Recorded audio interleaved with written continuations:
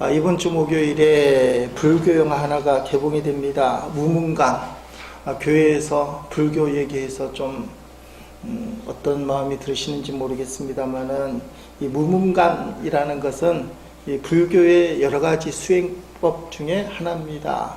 뭐 잠자지 않고 수행하는 것, 병만 보고 수행하는 것, 눕지 않는 수행법 중에 잘 알려지진 않았지만 수행법이에요.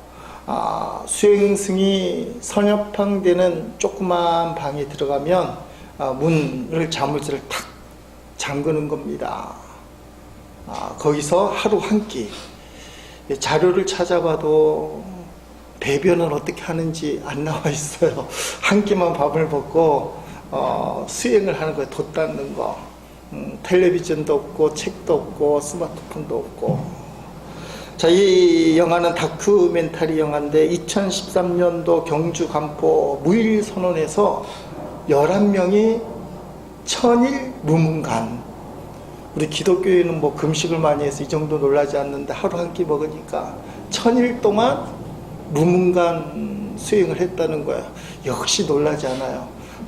거의 3년 정도 좁은 방에 들어가서 나오지 않는 겁니다. 아무것도 없이. 그거를 찍었는데 11명. 그리고 그 사람들이 수행 후에 어떤 일들이 있었는가. 그거예요. 그래서 무문간이라는 영화 가볼 생각들은 없으시지만 그 고행하는 장면들 국제신문에 소개가 되고 인터뷰 기사 아마 천일 했던 사람 같아요. 그 중에 한 분이겠죠. 수행자.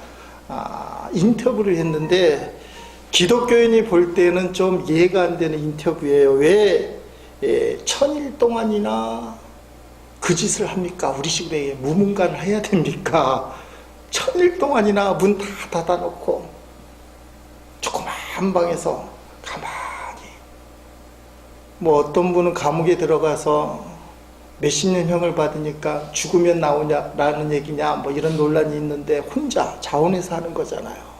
천일 동안 왜 했느냐, 왜 그 일을 하느냐 했더니 기사가 이렇게 기록되어 있습니다. 인터뷰한 내용이 내가 어디서 나왔는지 죽으면 어디로 가는지 그것도 모르고 살다가 죽을 수는 없거든요. 결국은 그거죠. 알고 가고자 그렇게 힘들어도 그 길을 선택하게 되는 겁니다. 좀 우습지 않아요? 기독교인 입장에서 보면 이 사람들이 천일 동안 그 좁은 방에서 수행을 하는 이유가 어디서부터 오고 어디로 가는지 죽은 다음에 어떻게 되는지를 모르기 때문에 돌을 닦는다는 거예요. 우린 너무 쉽게 알고 있는데 그분들의 고행과 그 참된 깊은 그 의미를 사실 우리가 불교적으로 알 수는 없어요. 입장이 다르기 때문에. 근데 우리는 하늘에서 뚝 떨어진 은혜 때문에 너무 잘 알아요. 성경이 우리에게 그걸 가르쳐줘요. 우주 만물을 창조하신 하나님, 인간을 창조하신 하나님, 우리가 거기서부터 왔다는 거야. 하나님이 우리를 만드셨다. 어디서부터 왔느냐? 하나님. 죽은 다음에 어디로 가느냐? 우리가 맨날 전도할 때 하는 말이에요. 천국 갑니다. 예수 안 믿으면 지옥 갑니다. 우리는 너무 간단하고 명확한 이 진리의 말씀이 어떤 사람에게는 천일 동안 좁은 방 안에 박혀 앉아서 무문간이란 수행을 해도 깨닫지 못하는 사람이 있는 진리다. 이걸 어떻게 설명을 해야 되는지. 인터뷰 기사가 그것밖에 안 나와 있어요. 그 말이. 어디서부터 오고 죽은 다음에 어디로 가는지는 알아야 되지 않겠습니까? 우린 다 아는데 이건 틀려도 너무 틀리다. 불교를 폄하하려는 생각은 없습니다. 근데 우리가 갖고 있는 이 진리의 말씀 간단하지만 하나님이 지금도 살아계시고 역사하시고 우리를 주관하고 계시다. 성경이 가르침이에요. 근데 왜 신앙이 흔들립니까? 하나님이 없는 것처럼 느껴질 때가 있다는 나도 무문가처럼 수행 좀 해서 하나님 좀 만났으면 좋겠다 할 때가 있다는 거예요. 우리가 하나님을 믿고 확실한 신앙 고백을 하지만 인생의 고난 때문에 흔들릴 때가 있어요. 이런 문제에 대해서 기독교는 늘 답을 찾았습니다. 요 근대의 기독교의 대변인, 기독교를 변론하기로 유명한 작가가 있어요. C.S. 루이스라는 사람, 영국 사람이에요. 나니아 연대기를 쓴 사람, 아주 유명한 작품을 쓴 사람이에요. 이 사람이 고통의 문제라는 책을 썼어요. 왜 전능하신 하나님, 좋으신 하나님이 사랑하는 사람들에게 고난과 고통을 겪도록 허락하실까? 왜 그걸 허용하실까? 루이스가 이 책을 쓴 다음에 많은 사람들이 하나님의 뜻이 있구나, 하나님은 역시 그렇구나, 많이 깨달았어. 고통은 하나님의 뜻이 있는 거야. 우리가 쉽게 얘기하면 가면을 쓴 하나님의 축복이다, 하나님의 메가폰이다, 그런 얘기가 있어요. 고통은 하나님을 깨닫게 하는 지름길이다. 근데 문제가 생겼어요. 이 책은 루이스가 죽자마자 출간이 됐는데, 루이스가 이 책 고통의 문제를 쓰고 난 다음에 몇 년 후에 다른 책을 하나 쓰게 됩니다. 이유는 59살에 결혼을 해요, 늦게. 근데 부인이 암으로 죽게 되는 겁니다. 인생의 깊은 고난을 겪기 전에는 정리를 너무 잘 해놨어요. 고통의 문제. 이건 고통에 대한 기독교 명작 고전이에요. 근데 사랑하는 부인이 죽으니까 책을 또 하나 썼는데, 슬픔에 대한 관찰이라는 책이 썼어요. 근데 한국말로는 헤아려 본 슬픔. 한국 사람들이 제목을 잘 정하는 것 같아요. 슬픔에 대한 관찰보다 헤아려 본 슬픔. 아내가 죽는 그 과정에 일기를 쓴 거예요. 그게 루이스가 죽고 난 다음에 아들, 친아들은 아닙니다. 죽은 부인의 아들, 그분이 두 번째 시집 왔는데 그 아들이 책을 냈어요. 자기에게는 양아버지잖아요. 양아버지의 솔직한 면을 그대로 보여주겠다. 뉘앙스가 좀 틀리잖아요. 고통의 문제를 잘 정리했던 루이스가 헷갈리는 책. 이 책을 읽고 나면, 헤아려 본 슬픔을 읽고 나면 반응이 다 틀려요. 거기에는 하나님을 원망하는 내용이 있습니다. 실제로 그렇잖아요. 사랑하는 부인을 잃고 나서 어떻게 하나님을 찬송할 수 있겠는가. 22쪽에 이런 말이 있어요. 잘 들어보세요. 다른 모든 도움이 헛되고 절박하여 하나님께 다가가면 무엇을 얻는가.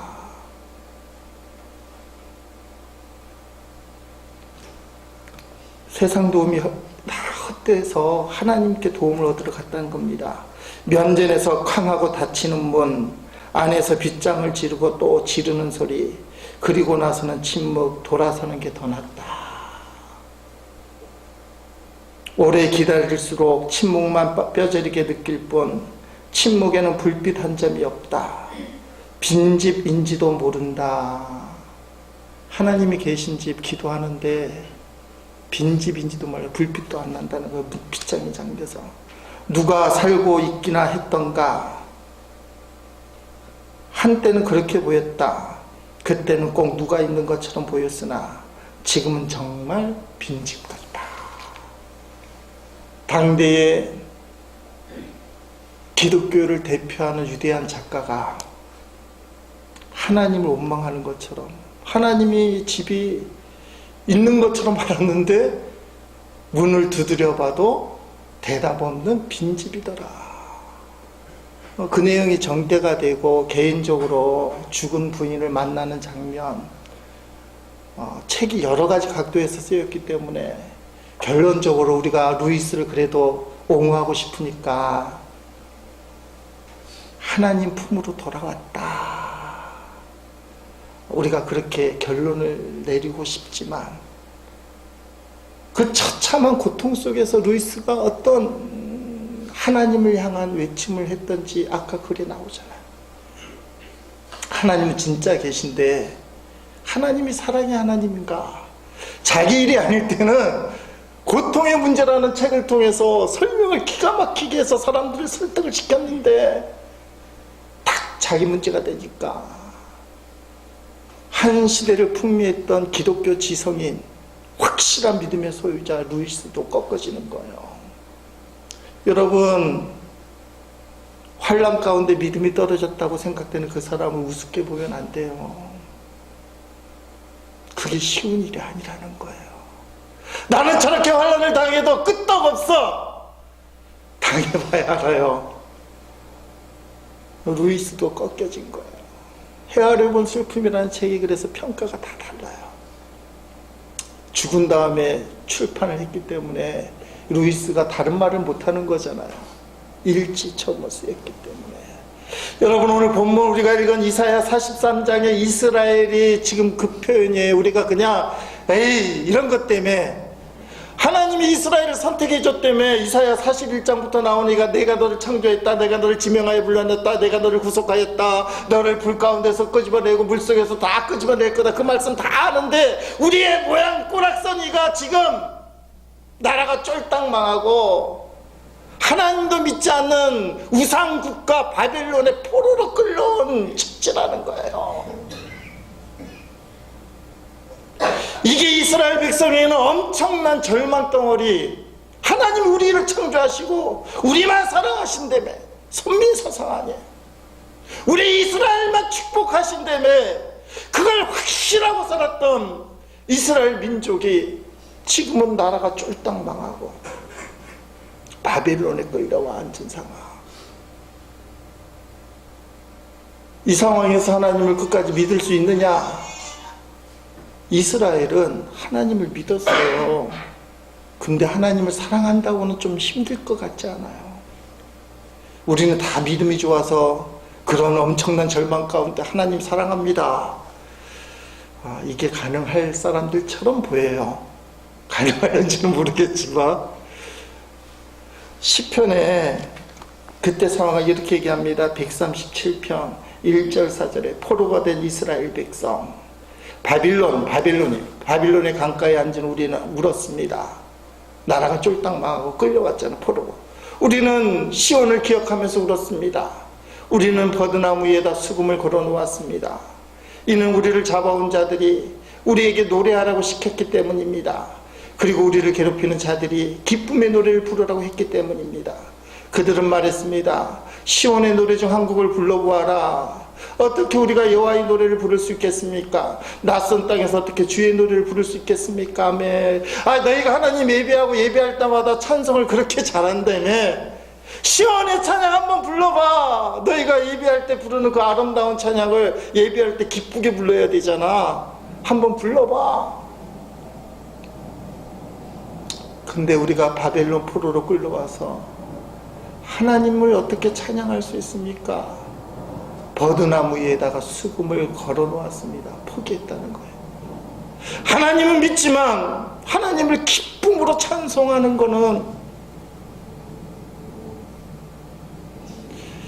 좀 안 될 것 같습니다. 그런 뉘앙스예요. 믿음은 지켰지만 하나님이요, 마음이 이렇게 쾅 닫혀있는 이스라엘 백성들, 어떻게 보면 여기 앉아있는 성도들 중에서도 하나님을 믿긴 믿지만 마음이 닫힌 분들이 있어요. 기도해도 안 들어주시지, 뭐 좋은 거 채워주시고 때마다 일마다 하나님 필요를 공급하신다는데 너무 힘들어. 근데 하나님이 그 절망적인 상황인데도 오늘 본문 시작하기 전에 14절 말씀에 이렇게 얘기합니다. 그러므로 여호와 곧 너희를 구하신 이스라엘의 거룩하신 분께서 이렇게 말씀하셨다. 이사야가 대언하는 거예요. 내가 너희를 위해 바빌론의 군대를 보내요. 페르시아 군대를 보내겠다는 겁니다. 계속되는 말씀이죠. 페르시아의 고레스 왕을 보내서 바빌론의 성문 빗장을 다 부수게 하겠다. 바빌로니아 사람들의 노랫소리가 변해 애통하는 소리가 될 것이다. 하나님이 절망 가운데 몰아넣으시고는 너희가 포로로 끌려간 바벨론 나라를 멸망시키겠다. 그리고 돌아오게 할 것이다. 고향으로, 예루살렘으로. 하나님이 이스라엘을 잊지 않으셨다는 겁니다. 그러면서 이스라엘 사람들이 오매불망 제일 좋아하는 역사적인 사건, 출애굽 사건이에요. 그것을 오늘 본문 말씀에 16절과 17절에 꺼내는 거예요. 여호와께서 이렇게 말씀하셨다. 내가 백성을 위해 바다에 길을 내고 거센 물결 사이에 길을 만들었다. 내가 전차와 말들을 물리치고 용맹스러운 군대를 모두 쳐서 이겼다. 그들이 쓰러져 다시는 일어나지 못하고 꺼져가는 불꽃처럼 쓰러지고 말았다며. 이게 홍해를 건너게 하시고, 하나님의 백성 홍해를 몽땅 건너고 쫓아오던 애국 군대들은 홍해에 수장시킨 사건, 이스라엘이 된 역사적인 제일 중요한 사건, 바벨론의 포로로, 노예로 끌려간 이스라엘 사람들이 옛날을 떠올리는 거예요. 우리 조상들이 애굽의 노예가 됐을 때 하나님이 너희를 어떻게 구원했는지를 생각해봐라. 10가지 재앙을 내리셨고 홍해를 가르셨고 너희 조상들은 다 구원해내셨고 한 명도 빠짐없이. 그러나 너희 조상들을 죽이려고 달려드는 원수들, 애굽의 군대들은 몽땅 홍해 바다에 수장되고 말았다. 이사야 당시로 치면 한 900년에서 1000년 사이에 이릅니다. 1000년 전에 너희 조상들에게 이렇게 역사를 했다. 그러니까 옛날에 너희 조상을 구원했던 그 하나님이 오늘 너희를 구원해 주시겠다. 하나님 말씀을 이걸 우리가 받아들여야 돼요. 교회 다니고 하나님 믿어도 마음이 다친 자들에게 오늘도 하나님이 우리를 붙드시고 말씀해 주시는 거, 한 번 좀 더 믿어봐라. 근데 더 놀라운 말씀을 하십니다. 18절에 보니까 이전 일, 바로 출애굽 당시 홍해 사건을 기억하지 말라. 옛날 일을 생각하지 말라. 이스라엘에게 있어서 이 출애굽 사건은 너무너무 귀중한 사건. 그래서 절기로 지키라 그래요. 제일 중요한 예배 절기로 치면 유월절 절기. 하루만 지켜도 안 돼요. 유월절부터 시작해서 일주일을 출애굽을 기억하면서 누룩을 넣지 않는 맛없는 빵을 먹으면서, 옛날 우리 조상들이 애굽을 나올 때 이렇게 고생을 했다. 텐트를 치고 일주일 동안 절기를 지키는데, 무교절 절기, 이걸 꼭 기억하라고 얘기하는데 왜 하나님께서 옛날 일을 잊어버려라, 이전 일을 기억하지 말라, 왜 그렇게 말씀하시느냐? 그건 다 옛날 이야기, 너희 조상들 이야기이기 때문에 나는 새일을 기대하라. 옛날 이야기 아니라 지금 역사하는 새일, 내가 새일을 행하리라. 하나님이, 옛날에 하나님이 무슨 소용이 있냐 이거예요. 옛날에 우리 할아버지 아버지가 엄청난 부자였는데 땅덩거리고 살았는데 지금 나는 쫄딱 망해서 거짓 신세가 되었다. 아, 이게 무슨 소용이 있나요? 고린도후서 6장 2절 말씀 우리가 기억해야 됩니다. 이르시되 내게 은혜 베풀 때에 너희에게 듣고 구원의 날에 너를 도왔다 하셨으니 보라 지금은 은혜 받을 만한 때요, 보라 지금은 구원의 날이라며. 지금은 은혜 받을 때요, 지금이 구원의 때다. 성경에 그렇게 얘기하고 있어요. 지금. 옛날이 중요한 것이 아니라 지금 하나님 앞에 구원을 받아야 된다는 거예요. 하나님이 새해를 행하시겠다는 겁니다. 그래서 19절에 광야의 길을 사막의 강을 내시겠다. 20절에 광야의 물을 사막의 강들을 내시겠다. 그렇게 말씀하고 있는 거예요. 여러분, 이 바벨론 포로에서 예루살렘까지는 거리가 850km, 직선거리로 치면. 근데 그 당시는 직선거리로 못 건너잖아요. 그 당시 제일 유용한, 사람들이 제일 잘 이용하는 길은 이 강을 따라 배를 타고 가는 길이에요. 근데 포로로 끌려간 사람들이 배를 타고 못 돌으니까 강을 따라서 유프라테스 강이라고 보여지는데, 그러면 1440km를 걸어야 되고, 에스라에 보니까 7장 8절 9절에 보면 넉 달이 걸렸다 이렇게 표현되어 있어요. 그 넉 달 동안 하나님이 광야에 길을 내시고 사막에 물을 내시겠다는 표현이 어떻게 성취가 되는가, 에스라서 8장 31절에 기록되어 있어요. 첫째 달 넘기세요. 첫째 달 12일에 우리가 아하와 강을 떠나 예루살렘으로 갈새. 이제 바벨론 포로를 떠나서 예루살렘을 간대. 우리 하나님의 손이 우리를 도우사. 이게 광야의 길을, 사막에 물을 내시는 방법이에요.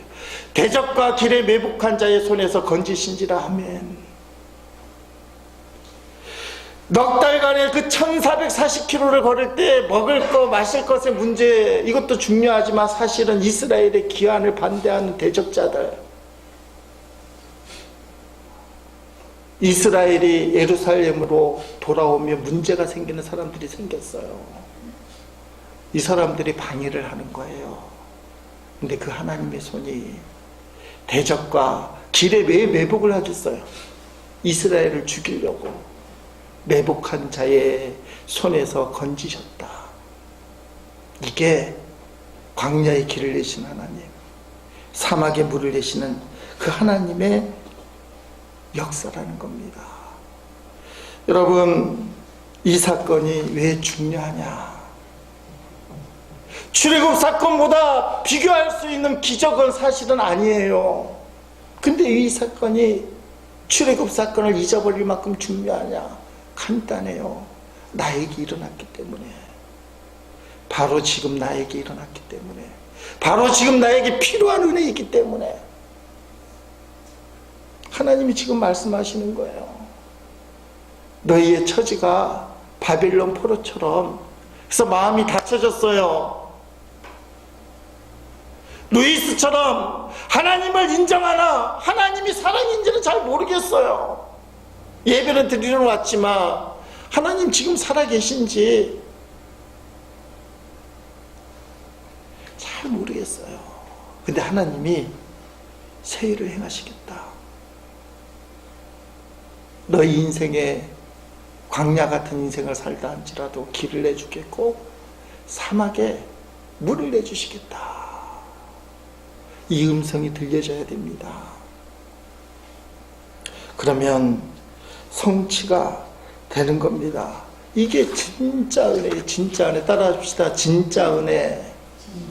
이게 새일 행하신 하나님 진짜 은혜.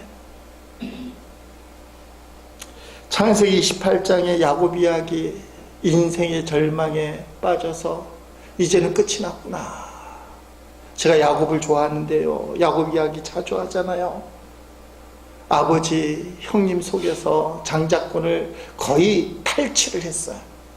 근데 힘이 센 에서 형님이 야곱을 죽인다네. 이쁘장한 셋님 야곱을 죽인다고 하니까 어머니 리브가가 여기 살아서는 너 진짜 죽는다. 외삼촌 라반 집으로 도망가라. 그래서 그 먼 길을 터벅터벅 도망가는 거예요. 루스 광야에 도착했을 때 해가 떨어지는 겁니다. 돌을 하나 주워다가 베개를 삼고 누워서 잠을 자는데 꿈을 꾸는 거예요. 땅에서부터 하늘로까지 사다리가 탁 걸쳐있더니 천사가 오르락 내리락 하는 꿈을 꾸는데 핵심은 하나님을 만나는 거예요. 꿈속에서. 창세기 28장 13절 15절에 이런 말씀이 기록되어 있습니다. 야곱은 여호와께서 사다리 위에 서 계신 모습을 보았습니다. 꿈에서 여호와께서 말씀하셨습니다. 나는 네 할아버지 아브라함의 하나님, 이삭의 하나님 여호와다. 내가 너와 네 자손에게 내가 지금 자고 있는 땅을 줄 것이다. 나는 너와 함께하고 네가 어디로 가든 너를 지켜줄 것이다. 그리고 너를 다시 이 땅으로 데려오리니 내가 너에게 약속한 것을 다 이루어 주기까지 너를 떠나지 않을 것이다. 아멘. 하나님이 없는 줄 알았어요. 그 당시까지만 해도 신은 그 가문의 신이었는 줄 알았어요. 쉽게 말하면 김씨 가문의 하나님인 줄 알았어요. 그래서 김씨를 떠나면 하나님은 없는 줄 알았어요. 지금 아버지도 집을 떠났기 때문에 하나님이 없는 줄 알았어요. 나 혼자 잠을 잤다고 생각했던 그 루스 광야에 하나님이 계시는구나.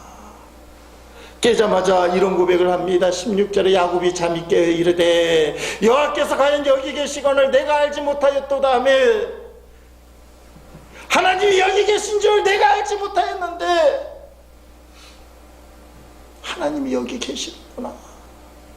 절망의 루스 광야가 희망의 베델로 바뀌는 것입니다. 그때 그는 하나님을 찬송했어요. 오늘 본문 21제도 이 백성은 내가 나를 위하여 지었나니 나를 찬송하게 하려 함이니라. 아멘. 18절과 21절을 이어서 보면 너희는 이전 일을 기억하지 말며 옛날 일을 생각하지 말라. 그렇게 말씀하십니다. 그리고 19절 보면 보라 내가 새 일을 행하리니 이제 나타낼 것이라. 너희가 그것을 알지 못하겠느냐. 반드시 내가 광야의 길을 사막의 강을 내리니. 너희가 이것을 알지 못하겠느냐. 바벨론 포로 생활 때문에 마음이 콱 닫혀서 하나님을 믿지 마. 하나님이 역사하시는 것을 알지 못하겠느냐.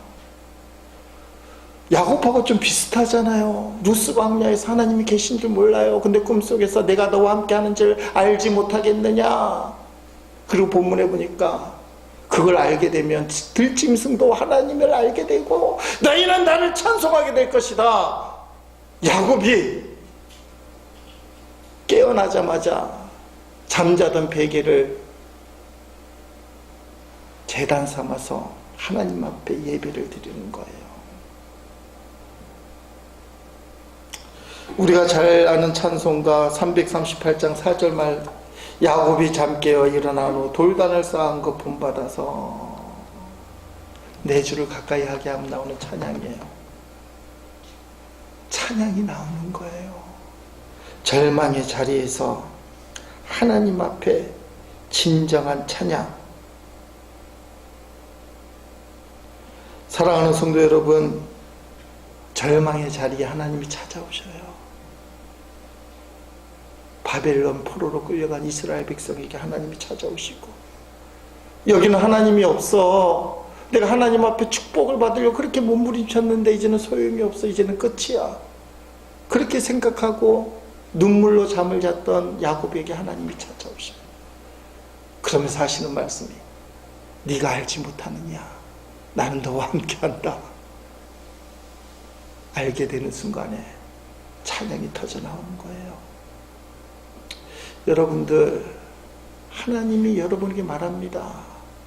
너가 답답하시겠지만 내가 너를 사랑하는 거, 내가 너를 축복하는 거, 내가 너에게 광야의 길을 내고 사막에 물을 내는 거 알지 못하겠느냐. 찬양하라고 말씀하시네요. 하나님이 우리와 함께 하신다. 이게 제일 중요한 신앙이에요. 예수님의 또 다른 이름이 뭡니까? 임마누엘. 하나님이 우리와 함께 하신다. 예수님이 승천하시면서 제자들에게 남긴 말씀이 뭡니까? 내가 세상 끝날까지 너희와 항상 함께 하리라. 항상 함께 하리라. 하나님이 어디 계신가? 나와 함께 하신다. 좋을 때만 함께 한 것이 아니라 슬플 때도, 고통 속에서도, 어려울 때도, 목이 마를 때도 여전히 함께 하신다.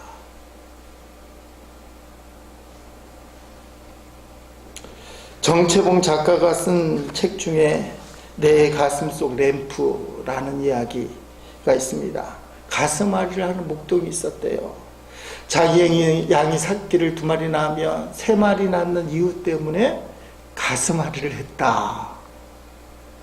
자기 양이 새끼 2마리 낳으면 좋은 일인데 다른 사람이 3마리 낳는 거니까 배가 아파서 우리 모습이잖아요. 가슴앓이가 되고 온갖 수술을 사용해서 자기보다 더 잘 사는 이유 때문에 가슴앓이 병이 생겼어요. 그래서 이 병을 고치려고 의사를 찾아다녔는데 전혀 소용이 없습니다. 백약이 무효한 상태. 어느 날 물을 찾는 나그네를 만나서 양젖을 한 사발 대접했는데 청하지도 않았는데 그 나그네가 이런 말을 던지는 겁니다. 거룩한 아이를 맞이하십시오. 아니 언제 어디서 거룩한 아이를 맞이합니까? 하늘의 영광이 가득할 때 평화의 구위에서. 그리고는 나그네는 사라졌어요. 어느 날 밤에 들에서 양을 치고 있는데 저쪽 남쪽에 별이, 큰 별이 떨어지는 걸 봤습니다. 거룩한 아이가 태어난 별. 직감하고는 그 별을 향하여 물을 건너고 죄를 건너 가는데 그 한밤중에 발뿌리에 뭔가 탁 걸리는 거예요. 살펴보니까 목이 말라 쓰러지는 나그네가 발밑에 있는 거예요. 나그네가 나를 좀 도와주시오. 아닙니다. 나는 지금 급한 일이 있습니다. 거룩한 별을, 그게 거룩한 아이가 있는데 거기에 가야 됩니다. 당신이 나를 돕지 않으면 나는 이 자리에서 죽게 돼요. 제발 나 좀 도와주시오. 가슴 앓이는 목자는 어쩔 수 없이 겉옷을 벗어서 그 사람에게 입히고는 물통을 꺼내서 먹이는 거예요. 근데 그 사람이 그걸 먹는 순간에 천사로 바뀌는 거예요. 동하니까.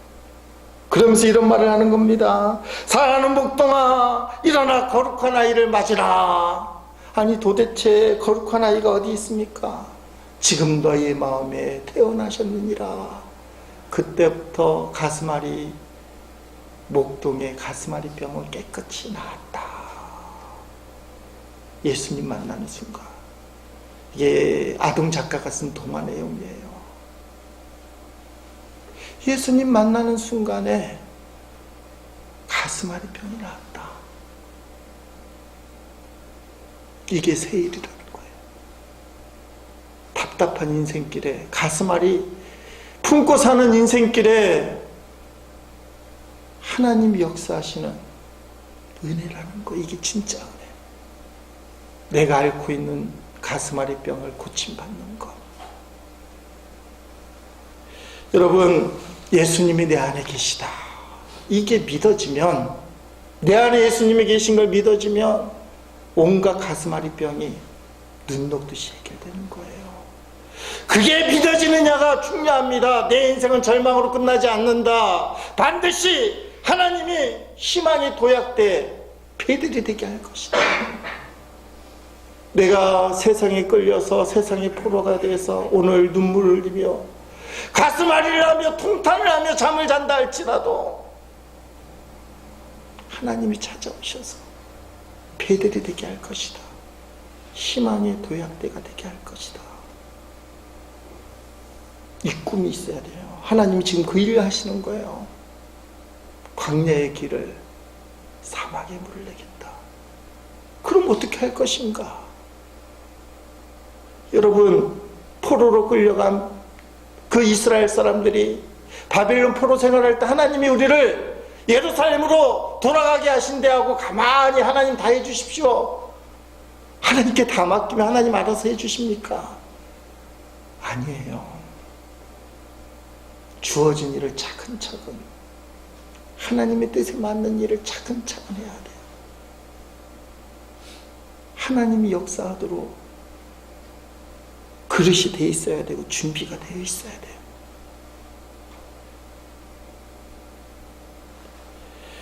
마션이라는 영화가 있습니다. 마션이라는 뜻은 화성인이라는 뜻이에요.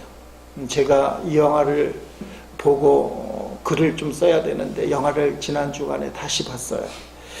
내용은 그겁니다. 화성을 탐사하던 탐사대가 모래폭풍을 만나게 되면서 주인공 마크 와티니가 파편에 맞아 죽는 줄 알았어요. 너무 급하게 화성을 나오는 바람에 시신을 수습하지 못하고 탐사대에 오더니 그냥 화성을 떠나서 지구로 귀환하는 거예요. 영하 설정은 화성에서 지구까지 오는데 2년, 빛으로 오면 4개월. 그래서 교신하는데 뭐 며칠이 걸린다 이런 것 같은데, 어쨌든 죽은 줄 알았던 마크 와트니가 죽지 않고 살아난 거예요. 우주복에 원래 구멍이 나면 죽게 되는데 피가 나오면서 피가 굳어서 구멍을 막게 되고, 뭐 스토리 영화니까 그렇게 전개해요. 그러니까 마크 와트니가 혼자 살게 된 겁니다. 근데 이 사람이 식물학자라서 거기서 과학적인 이 지식을 동원해서 감자 농사도 짓고 살아갈 방법들을 다 찾아내는 거예요.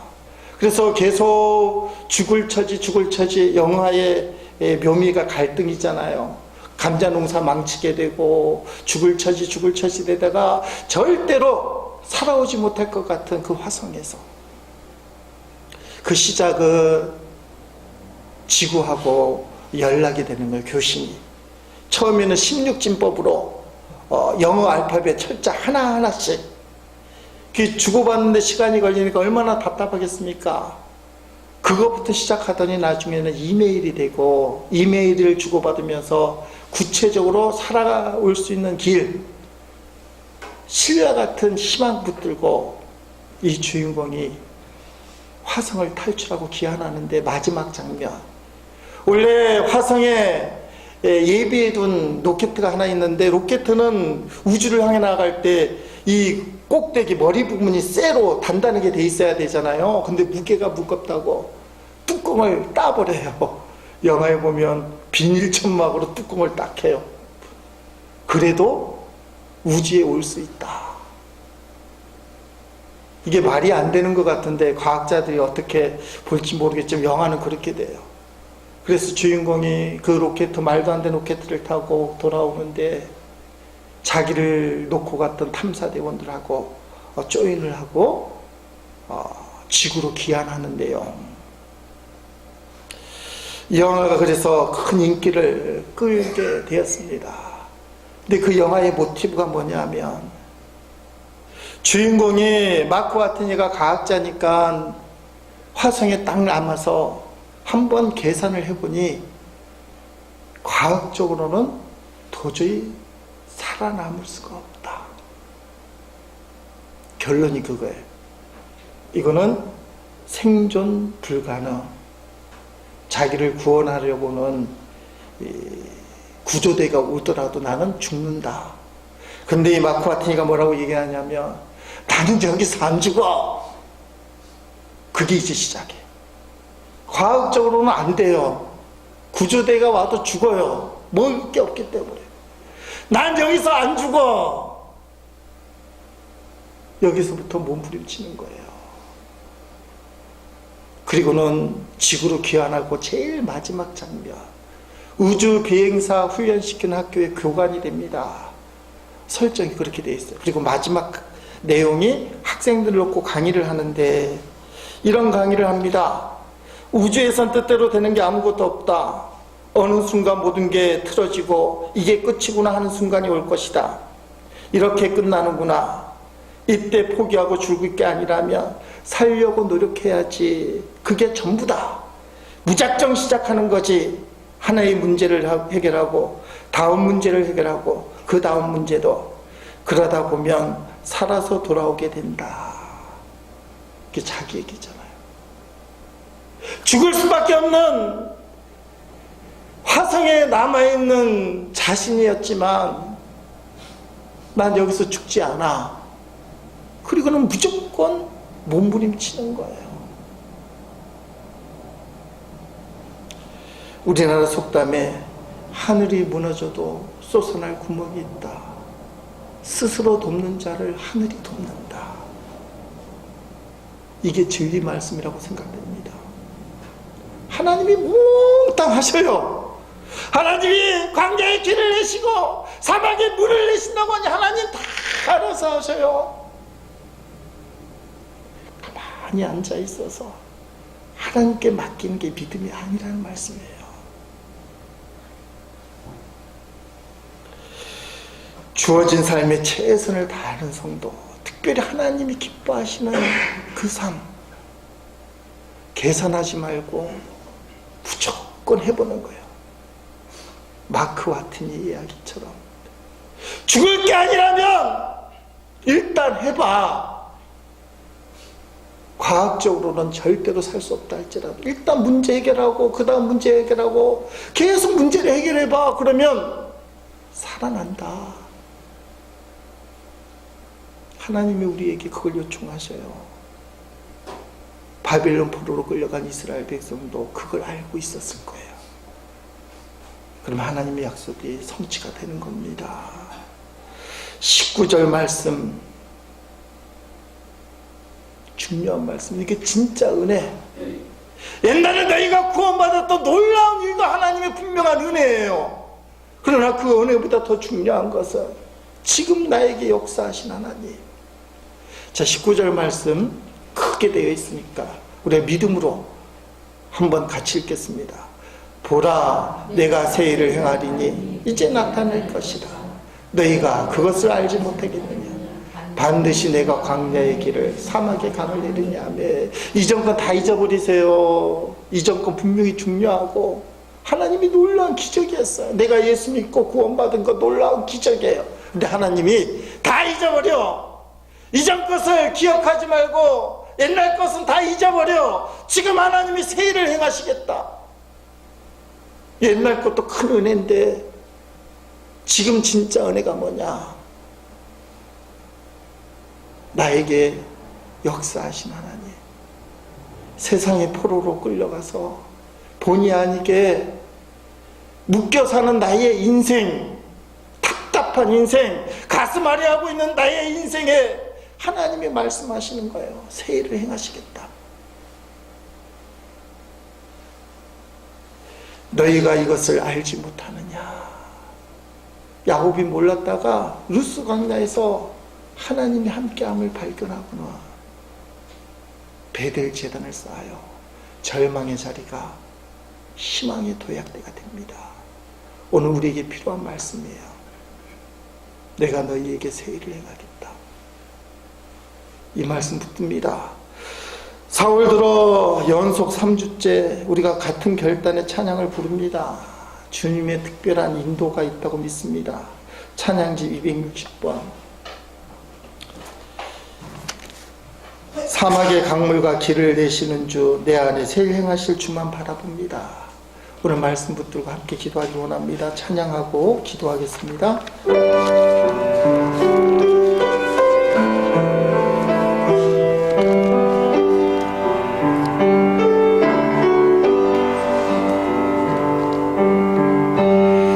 십자가 그 사랑 멀리 떠나서 무너진 나의 삶 속에 잊혀진 주네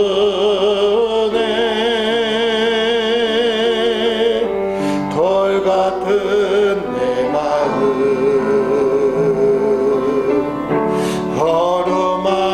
어루만지사 다시 일으켜 세우신 주를 사랑합니다. 주 나를 보아시고 날 부으시리. 나는 더 외롭고 존귀한 주님의 자녀라. 주 너를 보아시고 널 부으시리. 너